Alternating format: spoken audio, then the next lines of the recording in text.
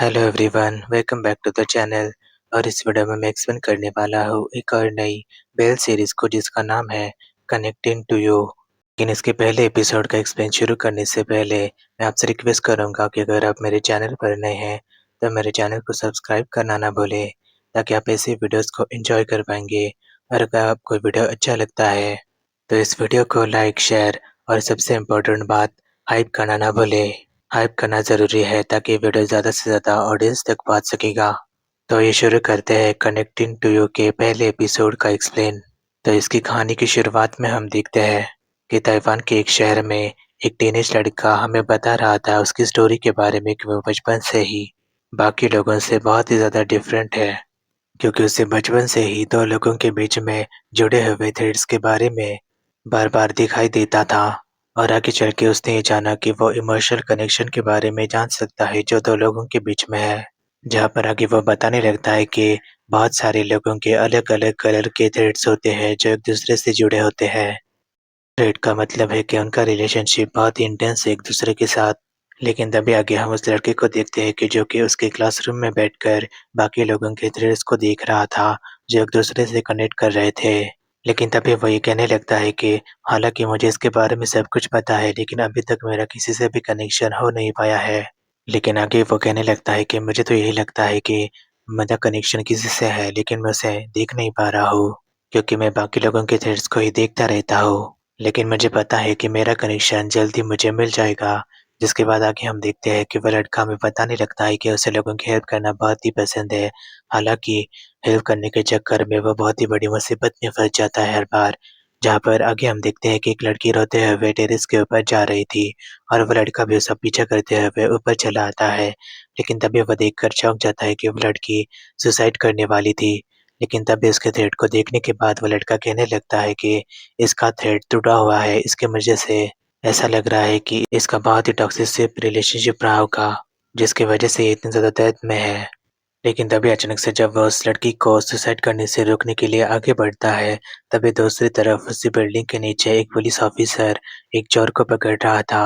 लेकिन तभी अचानक से जब वो वहाँ पर रुक जाता है, उस चोर को पकड़ने के बाद वो लड़का भी ऊपर उस बिल्डिंग के यहाँ पर उस लड़की को बचाने के लिए यही सोच रहा था कि वो आखिर ऐसा क्या करे कि उस लड़की का ध्यान उसके ऊपर चला जाए। ये बात आगे हम देखते हैं कि वो उस लड़की को कहने लगता है कि मेरी तरफ देखो, और वो लड़की भी पीछे मुड़कर इसकी तरफ देखती है और वो चिल्लाने लगती है, क्योंकि उस लड़के ने सिर्फ उसके अंडरवियर ही पहनी हुई थी। और वो कहने लगते हैं कि आखिर तुम यहाँ पर ऐसे क्यों खड़े हो, तुम्हारे कपड़े कहाँ है। लेकिन तभी उस लड़की के हाथ से उसका फ़ोन भी नीचे गिर जाता है, जो कि उसी बिल्डिंग के नीचे खड़े हुए उसी पुलिस इंस्पेक्टर के यहाँ पर गिरता है। जिसके बाद वो उसकी कलीग को कहने लगता है कि तुम इस चोर को पकड़ो, मैं ऊपर जाकर देखता हूँ कि आखिर ये बात क्या है। लेकिन तभी आगे वो लड़का ऊपर उस लड़की को ये बताने लगता है कि मैं भी यहाँ पर पहले जंप करने वाला हूँ, लेकिन तुमने मेरी जगह ले ली, मैं सेफ रहने से प्लानिंग कर रहा था। लेकिन तभी वो लड़की भी कहने लगती है कि तो इसमें तुमने अपने कपड़े क्यों उतारे हैं। और वो लड़का भी कहने लगता है कि दरअसल मैंने ऐसे ही प्लान किया था। लेकिन तभी वो लड़की भी उसके कपड़े उतारने लगती है, कहते हुए कि अगर तुम उतार रहे हो तो मैं भी उतारती हूँ, लेकिन तुम्हारी पहले मैं यहाँ से कूदूँगी। लेकिन तभी वो लड़का भी उसे अचानक से ज़मीन के ऊपर पटक देता है पकड़ के। लेकिन तभी वहाँ पर एंट्री होती है उस पुलिस ऑफिसर की, और वो लड़की भी चिल्ला रही थी कि डर की करी के मेरे ऊपर से हट जाओ। और वो पुलिस इंस्पेक्टर भी उस लड़की को पकड़ कर कहने लगता है कि डर की लड़के, इस लड़की से दूर हट जाओ तुम। लेकिन तभी वो लड़का भी पुलिस इंस्पेक्टर को कहने लगता है कि दरअसल तुम मेरे पीछे पकड़ो मत प्लीज़, मुझे दर्द हो रहा है। और वो पुलिस इंस्पेक्टर भी उससे कहने लगता है कि तुम तो ऐसे एक्टिंग कर रहे हो जैसे कि तुम बहुत ही शरीफ हो, और मेरे ऊपर ये झूठे इल्ज़ाम लगाना तुम बंद कर दो पहले। लेकिन तभी वो लड़का भी कहने लगता है कि मैं सच बोल रहा हूँ, मैंने कुछ भी नहीं किया, प्लीज़ मुझे छोड़ दो। जिसके बाद आगे हम देखते हैं कि पुलिस स्टेशन में उन दोनों के साथ पूछताछ कर रही थी पुलिस, जहाँ पर वो लड़का उस पुलिस इंस्पेक्टर से कह रहा था कि प्लीज़ मेरी बात मान जाओ, दरअसल मैं उसकी हेल्प कर रहा था, मैं उसे रोक रहा था सुसाइड करने से।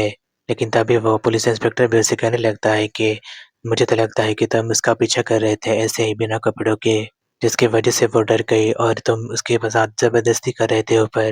लेकिन तभी वो लड़का भी कहने लगता है कि नहीं, नहीं, आप मुझे गलत समझ रहे हैं, मैं ऐसा नहीं हूँ। लेकिन तभी वो इंस्पेक्टर भी उसे डाँटते हुए कहने लगता है कि चुप रहो तुम जैसे ठरकी कॉलेज के लड़के ऐसे ही एक्सक्यूज़ेज़ बनाने लगते हैं। लेकिन तभी वो लड़का भी रोने लगता है कि प्लीज़ मेरी बात मान जाओ। बाद अगले दिन हम देखते हैं कि उसके डोररूम का दरवाज़ा खुलता है, जहाँ पर उसका दोस्त उसे कहने लगता है कि चिया काई, जल्दी से उठ जाओ, तुम्हें काम करना पड़ेगा क्योंकि तुम्हें उस लड़की का टूटा हुआ फ़ोन उसे वापस करना है। और वो लड़का भी यानी कि चियाकाई भी कहने लगता है कि आखिर वो लड़की इतना महँगा फ़ोन क्यों इस्तेमाल कर रही है। जिसके बाद उसका दोस्त भी उसे सलाह देने लगता है कि तुम्हें लोगों के बिज़नेस से दूर रहना चाहिए, तुम क्यों ऐसे बीच में चले जाते हो? जिसका उल्टा असर तुम पर ही होता है। लेकिन तभी वो लड़का भी उसे कहने लगता है कि उस लड़की के साथ क्या हुआ वैसे, जिसकी तुमने कल रात को मदद की थी। जिसके बाद हमें आगे पता चलता है कि रात को दरअसल उस लड़की को उसके बॉयफ्रेंड जेफ का कॉल आ गया था, जहाँ पर वो उसे बता रहा था कि वो उसकी ग्रैंडमा की देखभाल कर रहा था, इसकी वजह से उसने उसके मैसेजेस का जवाब नहीं दिया। जिसके बाद उसके थ्रेड्स भी पूरी तरीके से नॉर्मल हो गए थे। लेकिन तभी वो लड़का भी कहने लगता है कि दरअसल उस लड़की के चक्कर में तो वो पुलिस इंस्पेक्टर ही तुम्हें एक डर की इंसान समझने लगा है। और चियाकाई भी उसके दोस्त को कहने लगता है कि हाँ, ये तो बहुत ही बुरी बात है। लेकिन तभी उसका दोस्त भी कहने लगता है कि छोड़ो इन सारी बातों को, मुझे बताओ कि वो लड़की प्रीति थी, है ना? और चियाकाई भी उसके दोस्त से इरिटेट होकर फिर से सो जाता है। जिसके बाद आगे हम देखते हैं कि वो दोनों ही लाइव सेशन कर रहे थे, जहाँ पर उसका दोस्त उसके लाइव ऑडियंस को बता रहा था कि जो लड़का है चियाकाई, बस आपकी फ़ोटो देखकर बता सकता है कि आपका कनेक्शन किससे जुड़ा हुआ है। जिसके बाद चियाकाई भी उसके थ्रेड्स के बारे में बताने लगता है सबको। लेकिन तभी जब वो लाइव सेशन कर रहे थे, वहाँ पर एक कपल आकर उन दोनों को डिस्टर्ब कर देता है। जिसके बाद एक लड़की उसे एक चिट्ठी दे देती है, जहाँ पर उसने लिखा हुआ था कि जो लड़का है मेरे साथ आया हुआ उसके ऊपर मुझे क्रश है, लेकिन मैंने उसे झूठ बोला यहाँ आने के लिए कि हम यहाँ पर आकर एग्ज़ाम को पास कर सकते हैं। लेकिन तभी उन दोनों के थ्रेड को देखने के बाद चियाकाई भी उन्हें कहने लगता है कि तुम दोनों की एग्ज़ाम बहुत ही अच्छे से जाएगी, तुम लोग फ़िक्र मत करो। जिसके बाद वो लड़का भी खुश हो जाता है और वो लड़की भी चियाकाई को थैंक यू बोलकर वहाँ से चली जाती है। जहाँ पर आगे ऐसे ही बहुत सारे लड़के-लड़कियों के वो कपल्स के प्रॉब्लम्स को सॉल्व करने लगता है उसके थ्रेड के पावर को देखते हुए। लेकिन तभी अचानक से वहाँ पर एक लड़की आकर उसे बताने लगती है कि उसे वो लड़का पसंद है। लेकिन तभी वो देखकर चौंक जाता है कि उसे जो लड़का पसंद था उसके थ्रेड्स दोनों ही उसके और दूसरे लड़के के यहाँ पर ही मुड़े हुए थे, जिसकी वजह से वो उसे झूठ बोल देता है कि उसे बस तुम ही पसंद हो। लेकिन तभी उसका दोस्त भी कहने लगता है कि तुम कितने डर के इंसान हो कि ऐसे सोचते हो, आखिर उस बंदे को दोनों कैसे पसंद होंगे। जिसके बाद आगे हम देखते हैं कि दिन के आखिर में उन दोनों ने बहुत ही कमाई की हुई थी। लेकिन तभी उसका दोस्त भी कहने लगता है कि तुम्हारा टैलेंटेड बहुत ही अच्छा है दोस्त, लेकिन तुम खुश क्यों नहीं नज़र आ रहे? और चियाकाई भी उसे कहने लगता है कि दरअसल इतने सारे कपल्स को एक साथ देखने के बाद मुझे बहुत ही जेलस फील हो रहा है कि मैं अब भी अकेला हूँ और मैं अपने आप के थ्रेड्स को भी नहीं देख पा रहा हूँ किसी के साथ भी। बाद आगे हम देखते हैं कि चियाकाई को मिलने के लिए अगले दिन वो लड़की आई हुई थी जिसकी हेल्प उसने करी थी। लेकिन तभी वो उसके बॉयफ्रेंड का फ़ोटो उसे दिखाने लगती है, ये कहते हुए कि दरअसल ये मुझसे अच्छे से बिहेव तो कर रहा है अभी। लेकिन तभी चियाकाई भी उस लड़के को कहने लगता है कि क्या तुम्हारे एक दूसरे के साथ फ़ोटोज़ नहीं है? और वो लड़की भी उसे बताने लगती है कि दरअसल हम दोनों लॉन्ग डिस्टेंस रिलेशनशिप में हैं 5 मंथ से। लेकिन तभी चियाकाई भी उस लड़की को कुछ भी ठीक से बता नहीं पा रहा था। लेकिन तभी वो लड़की भी उससे बोलकर चली जाती है कि मुझे पता है कि हम दोनों एक दूसरे के लिए ही बने हुए हैं। जिसके बाद वो उन दोनों को पैसे देकर वहाँ से चली जाती है। जिसके बाद रात में हम देखते हैं कि चियाकाई एक रेस्टोरेंट में बर्तन धोने की ड्यूटी कर रहा था उसके। लेकिन तभी उसका दोस्त भी उससे गॉसिप बता रहा था उनके कॉलेजेस के बारे में। लेकिन तभी अचानक से उसके टाइमलाइन पर उसी पुलिस ऑफिसर का वीडियो पॉपअप होता है। उसने चियाकाई को उस रात डर के लड़का बोला था, जहाँ पर उसका दोस्त उसे कहने लगता है कि देखो वही पुलिस ऑफिसर, वो था वही। जहाँ पर वो पुलिस ऑफिसर भी ये कह रहा था कि मुझे बिल्कुल भी ऐसी सुपर पावर्स में कोई भी इंटरेस्ट नहीं है, ना ही मैं इसके ऊपर बिलीव करता हूँ। ज़रूर ये चोरों का काम है जिन्होंने भी टेम्पल के मूर्तियों को चुराया है। लेकिन तभी उसकी बात सुनने के बाद चियाकाई भी कहने लगता है कि तो इसी की वजह से मुझे ये पसंद नहीं है क्योंकि ये सुपरनैचुरल पावर्स के ऊपर भरोसा नहीं करता। जहाँ पर आगे पुलिस स्टेशन में उसकी वो कलीग भी उसे समझाने लगती है कि ऐसी चीज़ें होती है। लेकिन तभी वो दावे भी उसे कहने लगता है कि ये सारे लोग स्कैमर है। लेकिन तभी अगली सुबह हम देखते हैं कि वो पुलिस ऑफिसर चियाकाई के यहाँ पर ही आया हुआ था उसकी लव लाइफ को जानने के लिए। लेकिन तभी ये बात जानकर चियाकाई भी चौंक कर उससे कहने लगता है कि क्या तुम्हारी लव लाइफ? लेकिन तभी वो कहने लगता है उसे कि मेरी लव लाइफ नहीं हो सकती क्या? मैंने सुना है कि तुम बहुत ही अच्छे से बताते हो। लेकिन तभी उसका दोस्त भी उससे कहने लगता है कि वैसे चियाकाई कल रात को तो ये बंदा ये कह रहा था कि उसकी इन सारी चीज़ों के ऊपर भरोसा नहीं है, तो ये यहाँ क्या कर रहा है? और चियाकाई भी उसके दोस्त को कहने लगता है कि ये मुझे टेस्ट करना चाहता है क्योंकि ये मुझसे नफ़रत करता है। लेकिन तभी उसका दोस्त भी कहने लगता है कि नहीं-नहीं मुझे तो ऐसा नहीं लगता। दरअसल ये बंदा इन सारी चीज़ों के ऊपर भरोसा तो करता है लेकिन अपने रेपुटेशन को बचाने के लिए पुलिस स्टेशन में वैसे-ऐसे नाटक करता है। लेकिन आगे वो ऐसे कहने लगता है कि इसकी शक्ल तो देखो, ये तो मुझे पूरा इडियट ही दिखता है। इसकी वजह से मुझे लगता है कि हम जो भी इसे कहेंगे ये मान लेगा। चलो अभी स्माइल करो। और वो दोनों ही उसकी तरफ देखकर स्माइल करने लगते हैं। और वो पुलिस इंस्पेक्टर वो भी उनकी तरफ देखकर स्माइल करने लगता है। लेकिन तभी आगे चियाकाई भी उससे कहने लगता है कि दरअसल तुम्हारी पास तुम्हारी गर्लफ्रेंड की कोई तस्वीर है क्या? और आगे वो उसकी तस्वीर को दिखाते हुए कहने लगता है कि ये है मेरी गर्लफ्रेंड, लेकिन ये अभी मुझसे ब्रेकअप करना चाहती है। इसकी वजह से मैं जानना चाहता हूँ कि हम दोनों का कोई चांस है क्या फिर से एक साथ होने का? लेकिन तभी चियाकाई भी उससे कहने लगता है कि क्या तुम श्योर हो कि ये तुम्हारी गर्लफ्रेंड है? लेकिन तभी आगे वो उससे बताने लगता है कि मुझे तो ऐसा लगता है कि तुम्हारा रिलेशनशिप तुम्हारी गर्लफ्रेंड के साथ बहुत ही नॉर्मल है। इसकी वजह से तुम ट्राई करो उसके साथ और भी ज़्यादा डेट पर जाने की और एक्साइटिंग चीज़ें करने की। लेकिन तभी आगे वो कहने लगता है कि तुम दोनों मुझे ये बताओ कि क्या मैं इसके साथ रह सकता हूँ या नहीं? और उसका दोस्त भी स्माइल करते हुए कहने लगता है कि हाँ, हाँ, तुम दोनों तो बहुत ही परफेक्ट मैच हो।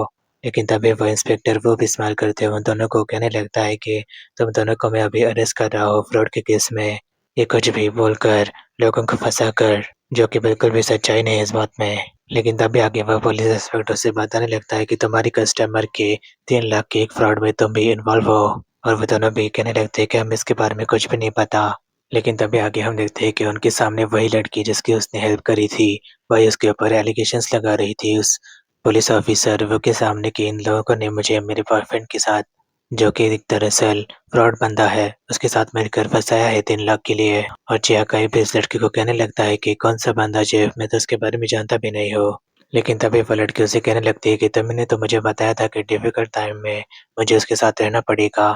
जिसके बाद आगे वो लड़की उसे बताने लगती है कि दरअसल उसने मुझसे कहा था कि उसकी ग्रैंडमा के इलाज के लिए उसे 3 लाख रुपए चाहिए और तुम्हारी बात को ही देखकर मैंने उसे दिए थे ट्रस्ट करके मेरे मॉम के अकाउंट से। जिसके बाद वो फ्रॉड लड़का वैनिश हो गया पूरी तरीके से। लेकिन तभी वो पुलिस इंस्पेक्टर वो भी उसकी तरफ देखकर कहने लगता है कि वैसे चियाकाई तुम्हें पहले ठगी इंसान समझता था लेकिन तुम तो स्कैमर भी निकले।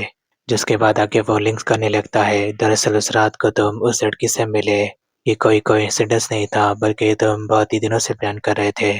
लेकिन तभी क्या चाहिए भी उस पुलिस इंस्पेक्टर को समझाने लगता है कि दरअसल उस रात को कोइंसिडेंसली ही मैं इससे मिला था क्योंकि ये मरना चाहती थी। और अब ये बात सोचकर देखिए कि ये लड़की मेरे पास खुद आई थी, मैंने इसे नहीं बुलाया था।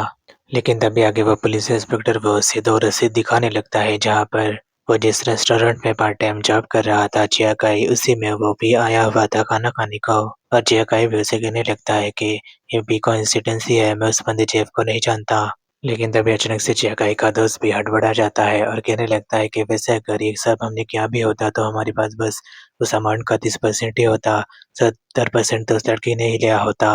और वो लड़की भी कहने लगती है कि देखो ये जो अपना जुर्म कबूल कर रहे हैं। जिसके बाद आगे हम देखते हैं कि वो भी उसे बताने लगता है कि चियाकाई को कि हम तो पूरी तरीके से फँस चुके हैं दोस्त। और चियाकाई भी उसे बताने लगता है कि दरअसल उस पुलिस इंस्पेक्टर के ऊपर मुझे भरोसा ही नहीं था, मैंने तुमसे पहले ही कहा था। वो बहुत ही ज़्यादा स्टबर्न बंदा है। लेकिन तभी उसका दोस्त भी कहने लगता है कि वैसे जेफ के साथ तो हमारी कोई बात ही नहीं हुई है, इसकी वजह से उसके पास कोई पुख्ता सबूत भी नहीं होगा हमारे खिलाफ। जिसके बाद आगे वो कहने लगता है कि हमारा तो ये काम अभी बंद हो गया तो अब हम क्या करेंगे?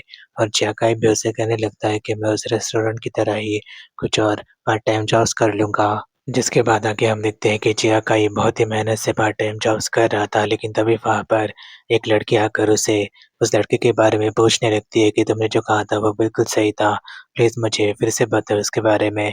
और वो उसे बताने लगता है कि ये लड़का तो हमें बहुत ही पसंद करता है। तुम फिर से इसके साथ होने के बारे में सोचो। लेकिन तभी वहाँ पर वो लड़की जब उसे पैसे देने लग रही थी, तभी वो कॉप वहाँ पर आ जाता है, जो उससे कहने लगता है कि ये लड़की तुम्हें पैसे क्यों दे रही है? क्या तुम फिर से वो सब काम कर रहे हो पहले की तरह? और वो भी ना बोलने लगता है घबराते हुए। लेकिन तभी वो कॉप उस लड़की को भी पूछने लगता है। लेकिन तभी आगे वो लड़की फिर से बताने लगती है कि हाँ, इसने मुझे बता दिया। और वो कॉप भी उससे जाने को बोलता है जिसके बाद वो उसे करीब आते हुए कहने लगता है कि चियाकाई एक टर्की लड़की कॉलेज के, तुम्हें पता है ना कि तुम्हारे ऊपर मुझे अब भी शक है। लेकिन तभी आगे वो उसे बताने लगता है कि तुमने जो ये अभी किया है इसकी वजह से मुझे तुम्हारे मैनेजर को इसके बारे में बताना पड़ेगा। लेकिन तभी चियाकाई भी उसे रोकने लगता है कि प्लीज़ ये जॉब मेरे लिए बहुत ही इम्पोर्टेंट है, मेरे मैनेजर को मत बताओ। लेकिन तभी अचानक से जब वो उसे रोक रहा था, उस पुलिस इंस्पेक्टर का सर उससे टकरा जाता है और चियाकाई भी देखने लगता है, जहाँ पर उन दोनों के पीछे से एक बहुत ही बड़ा थ्रेट एक दूसरे के साथ जॉइन हो जाता है। जिसके बाद चियाकाई भी शॉक होते हुए कहने लगता है कि ये तो मैं पहली बार देख रहा हूँ, मेरा अपना खुद का थ्रेट, लेकिन ये तुमसे कनेक्टेड कैसे हो सकता है? लेकिन तभी वो कॉप भी उसे कहने लगता है कि तुम ये क्या कह रहे हो? जिसके बाद वो उसका हाथ पकड़कर उसे देखता रहता है और चियाकाई भी इमोशनल होकर कहने लगता है कि मुझे समझ में नहीं आ रहा है, मेरा पहला ज़िंदगी का थ्रेट और अभी इम्पॉसिबल है, क्योंकि ये बंदा तो ये मेरे साथ क्या हो गया? और तभी कनेक्टेड न्यू का पहला एपिसोड वहीं पर खत्म हो जाता है। आपको पहला एपिसोड कैसा लगा मुझे कमेंट सेक्शन में ज़रूर बताएँ। और अगर आपने ये वीडियो एंजॉय किया हो तो इसे लाइक, शेयर और मेरे चैनल को सब्सक्राइब करना ना भूलें। और सबसे ज़रूरी बात, इस वीडियो को भी हाइप करना ना भूलें ताकि ज़्यादा से ज़्यादा ऑडियंस तक ये वीडियो पहुँच सकेगा। तो मिलते हैं कनेक्टिंग टू यू के दूसरे एपिसोड के एक्सप्लेन में।